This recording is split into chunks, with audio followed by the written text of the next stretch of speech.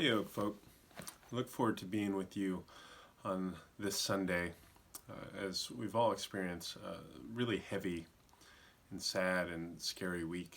Um, our hearts are open and worn out by the concern in our world, in the conflict, and in the uncertain future. And this Sunday we observe and we celebrate Transfiguration Sunday, and this has to be one of the more confusing passages, which certainly was confusing for Peter and his friends as they encounter Jesus on the edge of the past in the future, on the edge of the old creation and new creation, and have their minds and their hearts and their imaginations expanded for it.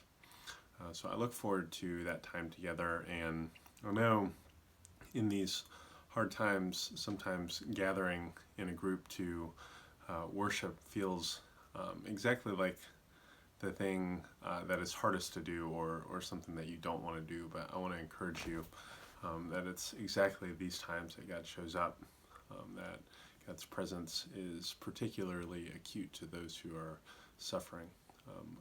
I want to lead us in a prayer, and this comes from Every Moment Holy devotional. And this is a liturgy for the sound of sirens. The wail of sirens is the anthem of our brokenness, reminding us that fear and tragedy, pain and crime, yet plague a creation groaning for its redemption. Therefore, attend to those now in crisis, O Lord, remaining ever merciful and mindful of their frailties. May their first cry be to you, and may such cries be met by your presence and your peace. Grant good judgment to those who minister aid and protection, and comfort all who endure trauma or loss.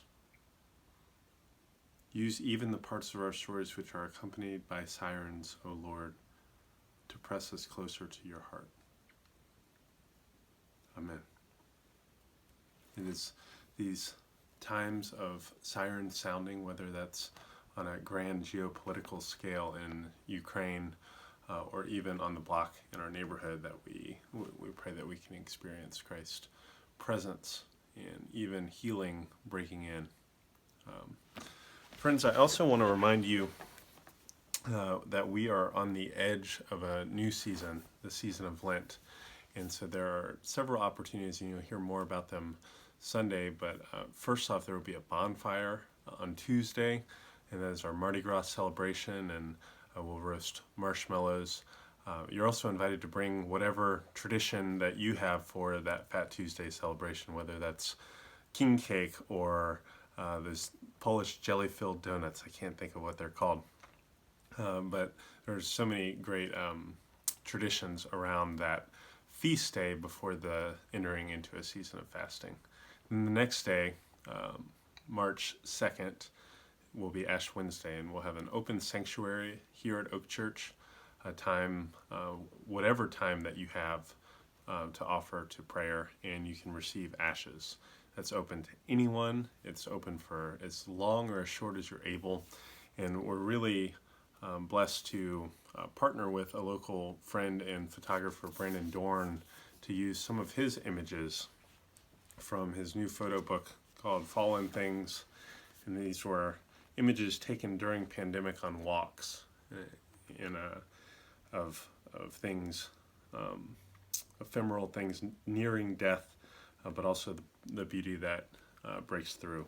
So we're really thrilled to have those to aid in our prayer as visuals for our devotion.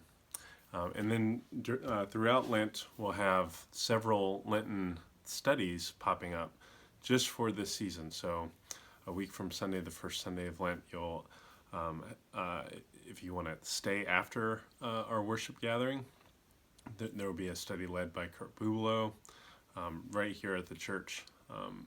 There's also a midweek one led by Brian Christensen Diver, and I think they'll be exploring some of the Psalms of Lament and some of the vocabulary of lament during this season of fasting and preparation and focus. We hope that you'll find a way to be a part of this, and we look forward to seeing you Sunday, because we're less without you. Peace.